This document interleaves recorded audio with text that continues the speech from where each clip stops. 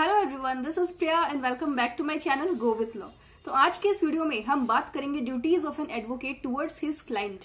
अगर आप professional ethics अगर आप देखेंगे तो उसमें रूल्स 11 से रूल 33 तक जितने भी ड्यूटीज हैं लॉयर्स के, एडवोकेट के जितने भी ड्यूटीज है अपने क्लाइंट के प्रति, वो सारे उसमें दिए गए हैं, आप वहां पे देख सकते हैं। लेकिन आज के इस वीडियो में हम बात करेंगे ऐसे कुछ इंपॉर्टेंट ड्यूटीज के बारे में जो कि आपको रूल 11 से रूल 33 तक भी अगर आप देखेंगे तो मिल जाएंगे। एक ही सेम चीज है, उसमें कोई चेंजेस नहीं है।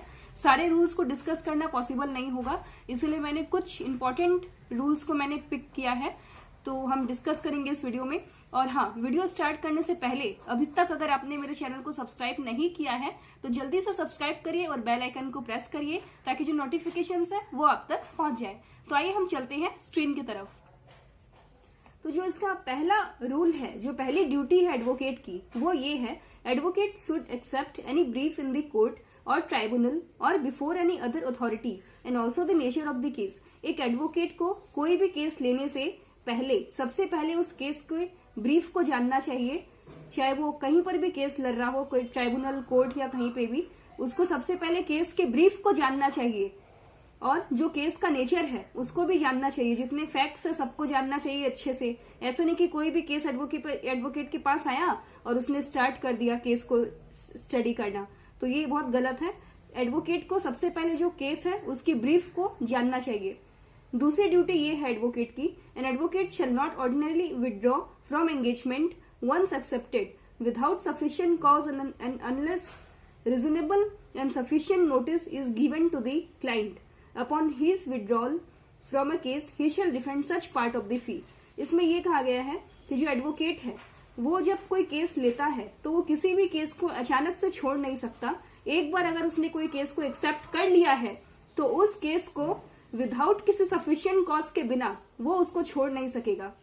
Unless reasonable and sufficient notice is given to the client, और उसको नोटिस भी सर्व करना पड़ेगा अपने क्लाइंट को कि वो केस क्यों छोड़ रहा है। कोई जस्टिफिएबल रीजन उसको देना पड़ेगा, रीजनेबल। ऐसे नहीं कि जब उसका मन हुआ उसने उस केस को छोड़ दिया, ये चीज इसमें गलत होगी। तो जो एडवोकेट है वो ऐसे ही केस को छोड़ नहीं सकता है। उसको अगर छोड़ना भी हो तो वो अगर नोटिस सर्व करे अपने क्लाइंट को तो वो अच्छा होगा। इसमें देखिए तीसरी पॉइंट क्या है, an advocate shall fearlessly uphold the interest of his client by all fair and honourable means. जो एक एडवोकेट है उसको फियरलेसली अपहोल्ड करना चाहिए अपने लॉयर्स, अपने क्लाइंट के इंटरेस्ट को। जो एडवोकेट है अपने क्लाइंट के इंटरेस्ट को उसको फियरलेसली यानी कि बिना किसी डर के अपने क्लाइंट के केस को हैंडल करना चाहिए, और सारे ऑनरेबल और रीजनेबल और सारे फेयर मीन्स के साथ।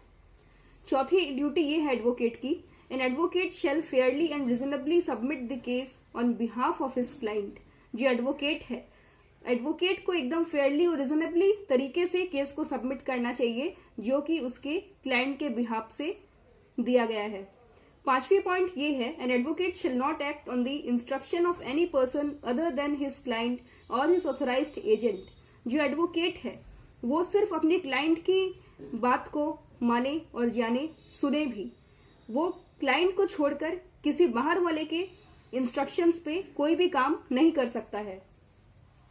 छठी पॉइंट ये है, an advocate shall not any time is a party to fomenting of litigation.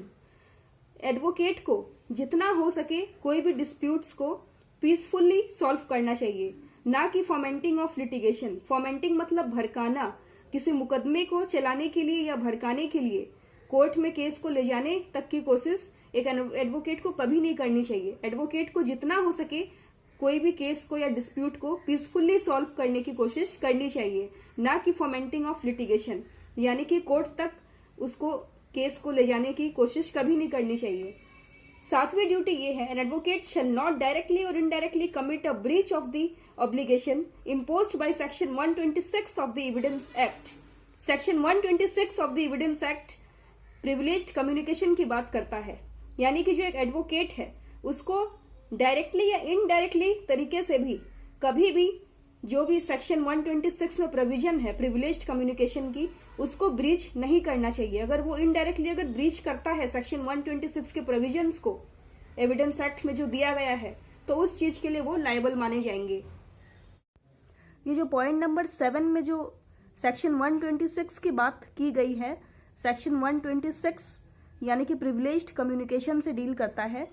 इसमें ये कहा गया है कि कोई भी प्लीडर, वकील, लॉयर या बैरिस्टर वो क्लाइंट से या केस से जुड़े किसी भी बात को, किसी भी सीक्रेट को, किसी भी मैटर को वो डिस्क्लोज नहीं करेंगे किसी थर्ड पार्टी से, अनलेस एंड अनटिल अगर मैटर कोई क्राइम का हो या कोई फ्रॉड का हो, बहुत बड़ा फ्रॉड हो गया, इलीगल कोई चीज हो गई, कोई इलीगल बड़ा कोई काम हो गया, कोई क्राइम हो गया, तभी वो डिस्क्लोज कर सकते हैं। नहीं तो एक लॉयर के पास कोई राइट नहीं है। Section 126 of Indian evidence act अगर आप देखेंगे तो उसमें ये साफ साफ कहा गया है कि एक लॉयर के पास कोई राइट नहीं है कि वो अपने क्लाइंट या केस से जुड़े कोई भी बातों को किसी थर्ड पर्सन के साथ शेयर करे। तो पॉइंट नंबर 7 में इतना ही है। 8वीं ड्यूटी ये है, an advocate should keep accounts of the clients money entrusted to him. जो एडवोकेट है उनको एक अकाउंट्स मेंटेन करना चाहिए। जो भी क्लाइंट्स ने उनको पैसे दिए हैं, जो भी फीस उन्होंने लिए हैं, उसके लिए एक अकाउंट्स मेंटेन करना चाहिए ताकि बाद में जो क्लाइंट्स है उनको भी प्रॉब्लम ना हो और जो भी हिसाब है पैसों की वो अच्छे से मेंटेन रहे। 9th यानी कि 9वीं पॉइंट ये है, an advocate should not disclose communication made to them in course of their professional engagement even after the case is over. किसी भी एडवोकेट को अपने क्लाइंट से रिलेटेड या केस से रिलेटेड जो भी मैटर है वो कभी भी डिस्क्लोज नहीं करना चाहिए कहीं पर भी, किसी भी इंसान के साथ, even after the case is over. Case खत्म होने के बाद भी जो एक एडवोकेट है उनको जो केस से जुड़ी जो भी बातें हैं वो कभी भी किसी और से, किसी भी थर्ड पार्टी से डिस्क्लोज नहीं करना चाहिए, यानी कि उनको नहीं बताना चाहिए। तो ये हमारे कुछ रूल्स थे, कुछ ड्यूटीज थे जो एक एडवोकेट को निभाने चाहिए अपने क्लाइंट के प्रति बिल्कुल रिजनेबल और फेयर तरीकों के साथ। तो उम्मीद करते हुए वीडियो आप सबको पसंद आई होगी, तो प्लीज लाइक करिए, लाइक तो बनती है। ज्यादा से ज्यादा शेयर कीजिए, कमेंट में जरूर बताइए। अगर कोई डाउट्स है, क्वेरीज है या कोई नए टॉपिक पे अगर आप वीडियोस चाहते हैं तो प्लीज मुझे जरूर बताइए। मैं पूरी कोशिश करूंगी कि जो भी आपके डाउट्स है उसको क्लियर कर पाऊं। और हाँ, चैनल पर अगर अभी तक नए हैं, आप सब्सक्राइब नहीं किया है तो प्लीज सब्सक्राइब करिए, बेल आइकन को प्रेस करिए ताकि जो नोटिफिकेशन है वो आप तक पहुंच जाए। तो हम मिलेंगे नेक्स्ट वीडियो में नए टॉपिक के साथ। Bye bye, stay home, stay safe, good night, take care.